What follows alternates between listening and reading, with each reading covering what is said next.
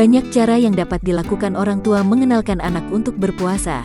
Mulai dari memberikan pembekalan tentang apa itu puasa, melatih anak puasa setengah hari, melatih anak dapat puasa 1 hari penuh sampai maghrib, dan lain sebagainya.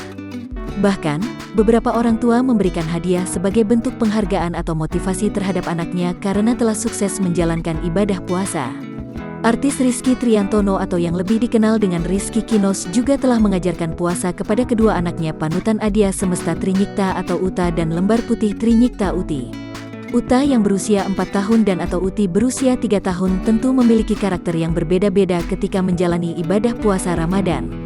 Pria berusia 35 tahun ini pun melatih anaknya dengan menentukan waktu yang tepat atau setengah hari untuk mereka belajar berpuasa. Tidak seperti puasa secara normal yang sahur pada dini hari dan berbuka saat azan maghrib, suami Nyikta Gina ini punya pola waktu tersendiri untuk ajarkan sang anak puasa. Memang banyak kendala yang ia alami dalam mengajarkan buah hatinya berpuasa, apalagi anak keduanya Uti yang terbilang masih dini. Terlepas dari hal itu, tujuannya untuk mengenalkan puasa kepada anaknya, jika kelak nanti mereka akan tahu dan dapat menjalankan ibadah puasa di bulan Ramadan.